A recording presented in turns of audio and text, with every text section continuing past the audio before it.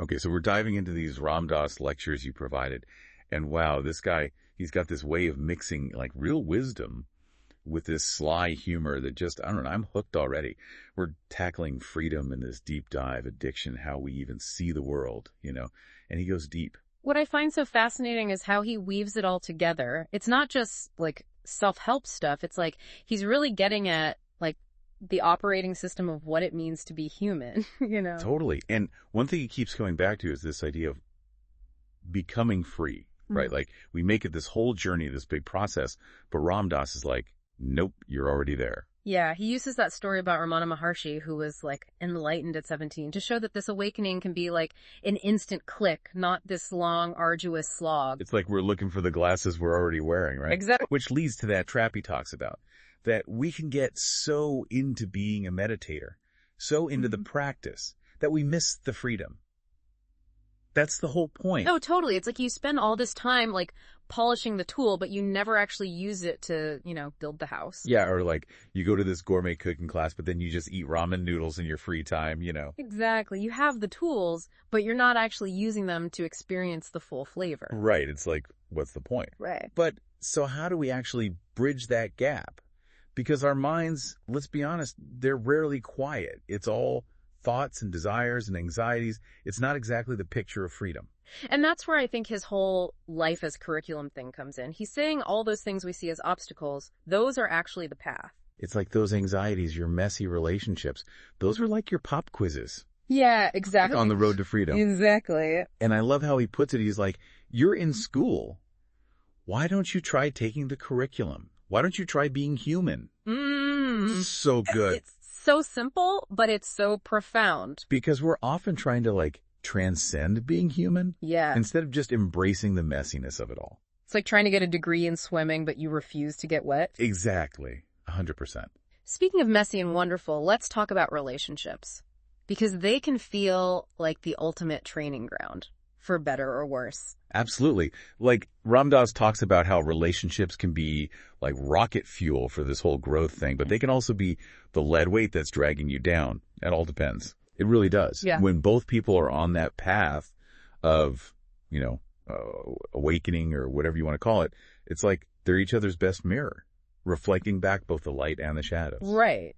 But then when you're dealing with someone who maybe isn't on that same path, it becomes a whole different kind of yoga. It really does. He talks about seeing through their like veil of denial, which is not easy. Not at all. But it can be so powerful if you can manage it. It's like trying to have a conversation about color theory with someone who's colorblind, Yeah. Like you're both looking at the same world, but experiencing it so differently. 100%. Yeah. And that actually makes me think of another big theme in these lectures, which is this like allure and trap of success.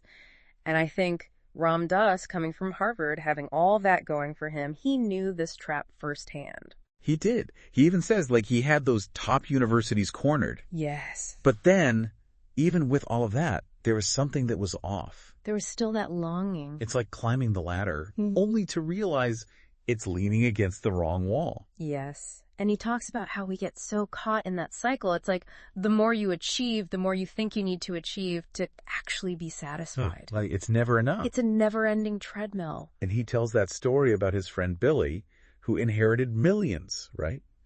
But still felt inadequate compared to his even richer uncle. Oh, it's the classic more's better trap. It's such a lie. We tell ourselves that, and it's just... And it's never enough. It's never enough. And that's where that whole rat in a maze analogy comes in, right? We're chasing these fleeting rewards, the good feelings, the recognition, but they never really satisfy. And oftentimes those rewards actually become less and less satisfying. Like going from, let's say, 20 million to 80 million. That doesn't change your life as much as going from 0 to 1 million. Yet the drive for more persists. It's crazy, right? It's like the hedonic treadmill in action. Exactly. He uses another great analogy too. It's about like a tailor forcing a client into an ill-fitting suit. Oh, I love that one. Instead of like adjusting the suit to the client, he's like contorting the client to try to fit the suit. Which is what we do with this idea of success. We contort ourselves, our values, our priorities, just to try to fit into this mold of what we think success should look like. We end up like living someone else's idea of a fulfilling life. And oftentimes we lose sight of what actually matters in the process. And he talks about his own father, right? Who like despite a lifetime of achievement, felt this deep sense of unfulfillment, especially towards the end. It's a good reminder that worldly success doesn't automatically equal inner peace. It really isn't. Or genuine connection. It makes me think about his whole thing about right livelihood, like finding work that isn't just about chasing that next external validation. Oh, 100%. It's about aligning with your values, about service. Yes. It's about seeing your work as an extension of your spiritual practice. Yes. And it makes me think about that story he tells about his dad questioning why he doesn't charge more for his albums. And he's like, Dad, I'm trying to share these teachings, not, make a killing. It's so good. That's so Ram Dass. Finding the humor and the profound in such a simple interaction. It is so him, right? Mm-hmm. But it highlights that key question. What are we actually seeking through our work? Is it just more? Or is it something deeper, more connected to our values? And that takes us to another big one in these lectures, addiction. But Ram Dass, he doesn't approach it like we usually do, like it's this moral failing or something. He goes deeper, shows us the spiritual side of it. Totally. He talks about this yearning for wholeness that we all have, this deep desire to escape this feeling of separation. And he's like, addiction, that's just one way we try to do that. But it's always external, so it never really fills that void. Yeah, it's like he uses that example of that feeling of coming home, like that peace and unity we might experience in nature or through art, those moments of pure joy. He's saying addiction is like chasing that feeling artificially instead of cultivating it from within. So we become addicted to anything that helps us numb out that separation anxiety, whether it's work, food, even chasing spiritual highs. Oh, yeah, for sure. It's like we're trying to rig the system instead of actually changing the code. Right. And then we wonder why it keeps crashing. Exactly. And that's his whole point with that rat and a maze analogy. It's like we keep repeating the behavior. We get that little pellet of pleasure, that dopamine hit. But it's never enough. It's never enough. It doesn't actually nourish us. We're stuck on this hamster wheel of desire. And here's the real kicker. He says sometimes, we just swap one addiction for another. So you quit smoking, which is great. But then you become obsessed with not smoking. Right. It's the same energy, just a different costume. Totally. It's like rearranging the deck chairs on the Titanic. You might feel a little bit safer for a minute, but you're still heading for that same iceberg. So I guess the real question is, how do we actually break free from these patterns? Right. How do we get off the Titanic? Yeah, exactly. Yeah. So, $1 million question. How do we break free? What tools does Ram Dass give us? Well, he's really big on cultivating awareness, through meditation and mindfulness.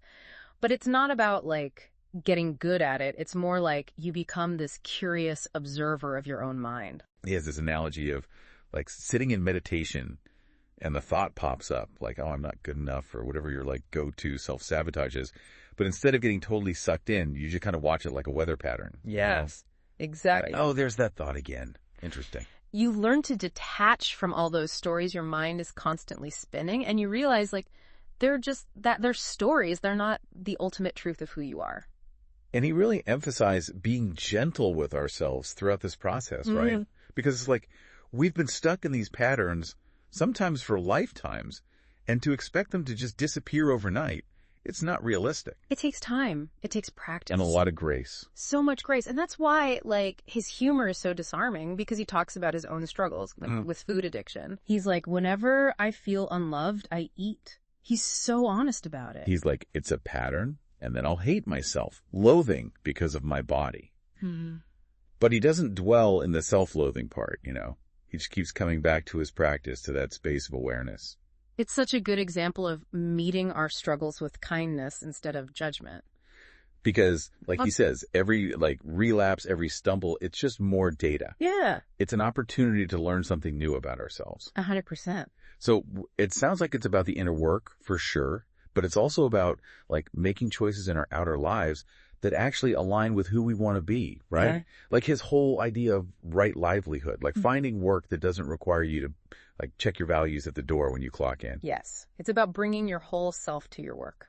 Recognizing that everyone you encounter is on their own journey, Totally. And seeing your right livelihood as an extension of your spiritual practice. And it makes me think about that funny story he tells about his father asking why he doesn't charge more for his albums. He's like, Dad, I'm trying to share these teachings, not make a killing. It's so good. And then he even says, I'm standing on capitalism. Why would I be against it? He's not attached to it, Yeah. He's playing the game, but he's not caught in it.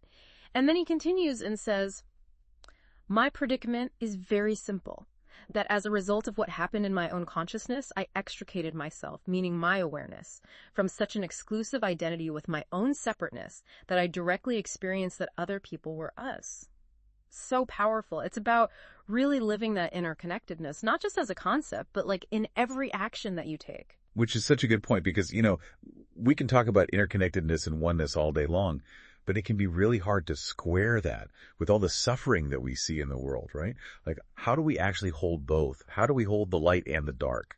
That's where his teachings on embracing paradox come in, I think. Yeah. He doesn't try to sugarcoat the human experience. He recognizes that joy and suffering, love and loss, like, they're all part of the tapestry. It's all part of it. It's all part of it. It's like he's saying we can be in the world, but not of it. Yeah.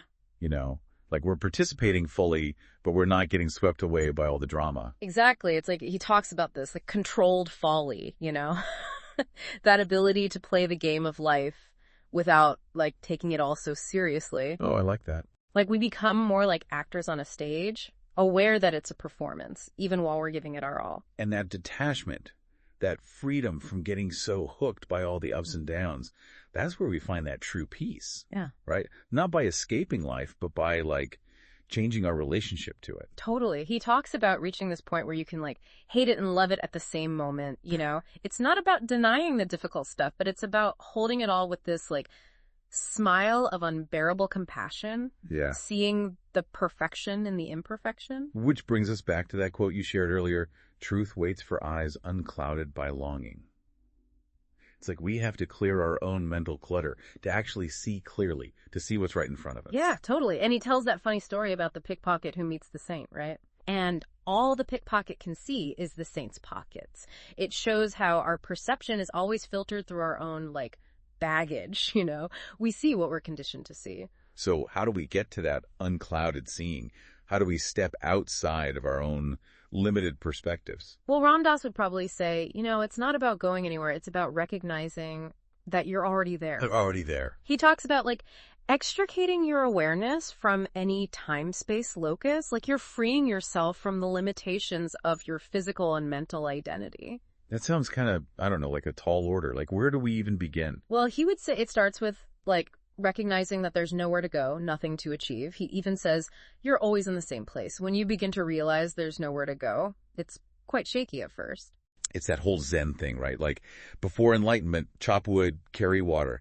After enlightenment, chop wood, carry water. Exactly. Life goes on, but it's our experience of it that starts to shift. Yes. And that's where his teaching on like finding the sacred in the everyday becomes so powerful, because it's about bringing that awareness, that presence to every single moment. Like that example he gives of, like looking into the eyes of the cashier at the grocery store. Yes. Like really seeing them, not just like going through the motions. Totally. It's about recognizing the divinity within each being, no matter how they appear on the surface.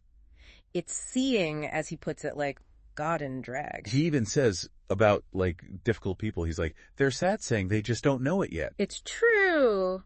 There are teachers in disguise. 100%. Yeah. Pushing us to grow.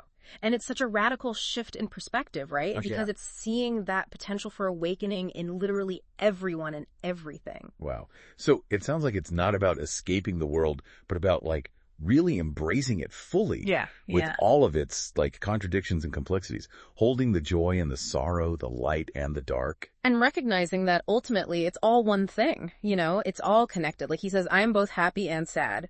As long as you try to stay in the world of polarities, happy, sad, dark, light, positive, negative, good, evil, you cannot experience the richness of the moment. The richness is in like transcending those dualities. Wow. So much wisdom to unpack from this guy. But one thing that really struck me, and maybe we can end on this, is his suggestion to create this like imaginary playmate who embodies all the qualities that we want to cultivate in ourselves. It's like having an enlightened buddy on speed dial. Right. Exactly. I love that. Enlightened buddy on speed dial. Yeah. And it's so Ram Dass, right? Like it's playful, it's practical, but it's also really profound. Totally. Because what we focus on grows, right? It does. So by surrounding ourselves with these like imagined qualities, we're actually like inviting them into our reality. I love that. So as we wrap up this deep dive into the wisdom of Ram Dass, what would you say Like, what's the key takeaway for our listeners if they only remember one thing from this whole conversation? What's the essence of his message?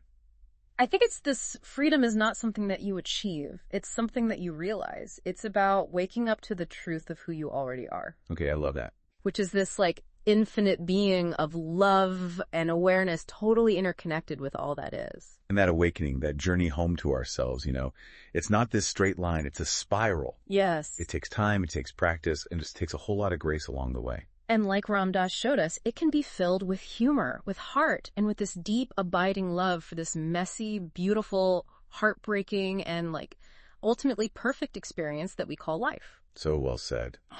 Thanks for joining us on this deep dive into the wisdom of Ram Dass. May his teachings continue to inspire us on our own journeys of awakening.